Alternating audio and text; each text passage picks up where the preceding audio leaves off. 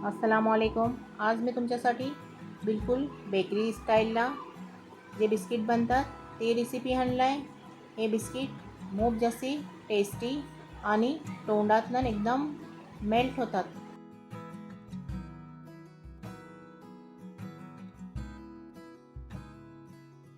चला आपण बघू ह्यातलं आपल्याला काय काय लागते। बिस्मिल्ला बोलून आपण स्टार्ट करू।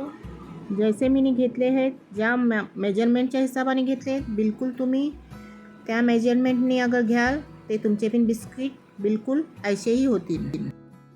सगळ्यातलं पहिले मी अर्धा किलो मैदा घेतला आहे, साखर घेतली आहे 300 ग्राम, तिला मिक्सरला बारीक वाटून घेतला आहे। तिच्या बाद मी बेसन घेतला आहे 200 ग्राम आणि 400 ग्राम तूप घेतला आहे, तिला मी गरम करून घेतला आहे। तिच्या बाद 2 चम्मच मी रवा घेतला आहे, बेकिंग पावडर घेतला आहे 1 चम्मच, इलायची पावडर 1 चम्मच आणि मीठ अर्धा चम्मच। सगळ्यातलं पहिले जे सगळे हमने चीज़ा घेतल्या हो ना, तिला आपण छानून घेऊ ताकी तिनातलं बिलकुल गुटली नाही राहणार।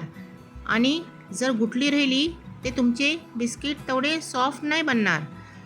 आपल्याला यो प्रोसेस हर हिनात करायचं आहे। बिस्किट असो नानकटाई असो, जर तुम्ही छानून घ्याल तर तुमची रेसिपी परफेक्ट बनेल। तिच्या बाद हे बिस्किट आहेत ना खूप जास्ती टेस्टी असतात। तुम्ही जर घरातलं बनवाल ते त्यांची क्वांटिटी जास्ती पण बनेल। तुम्ही बाजारातून घ्याल ते तिनातलं तो टेस्ट नसते, जो घरातलं बनवते तो असते। यो टेस्ट परफेक्ट आहे, तुम्ही ज़रूर ट्राय करा आणि ज़रूर घरातलं बनवा आणि मना ज़रूर कमेंट करा। तिच्या बाद आम्ही सगळे हे जे चीज़ आहेत आम्ही घेतले आहो, तिला छानून तिला ऐसा परफेक्ट मिक्स करून घ्यायचा। तिच्या बाद आपण जो तूप घेतले आहो पिघलवून तिला आस्ते आस्ते करून तिला बेस मिक्स करून तिला मग आपण हाताच्या मदतीने बेस जैसा आपण रोटीचा पीठ कालवतो ना त्या हिशोबातलं तिला आपण बेस एकदम परफेक्ट कालवून घेऊ। आपण थोडा थोडा करून तिनातलं तूप टाकू, एकदाच नाही टाकायचा। थोडा थोडा टाकल्याने काय होते की जर तो जास्ती झाला ते आपण तिला थोडासा कमी करू शकता, तो मग पीठ पातळ नाही होणार। तुम्ही बघू शकता की आपण यो पीठ एकदम मस्त गुंदून घेतले आहो। आता तिचे आपण असे गोल एक साइजचे पेरे बनवून घेऊ। सगळे पेरे आपण एक मापाचे बनवून घेऊ।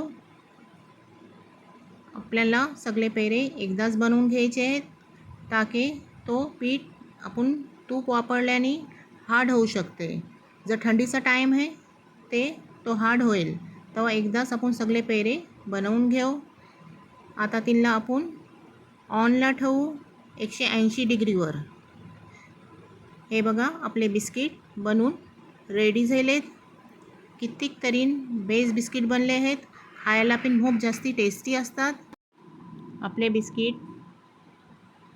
थंडे व्हायला 5 मिनिट आपण असे सोडून देऊ। तिच्या बाद आपण तिला काढून घ्यायचा। तिच्या बाद हिंची जी दुसरी बॅच आहे ती पण आपण वापसीन ट्रेला टाकून ऑनला बेक करून घेऊ।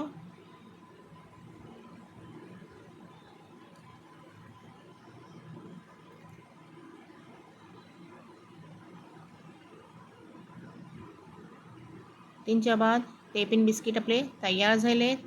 आपण तिला पण काढून घेऊ एक प्लेटला आणि तुम्हाला मी वेट करून दाखवते की आपले बिस्किटचा वेट किती झाला आहे। आपण अर्धा किलो जो मैदा घेतला होता तिनातलं आपले किती बिस्किट बनले आहेत तुम्ही बघू शकता की आपले बिस्किट 1.5 किलो बिस्किट बनले आहेत अर्धा किलोतलं। किती फायदा असते आपण घरात बनवल्याने आणि खायला पण एकदम फ्रेश आणि टेस्टी असतात।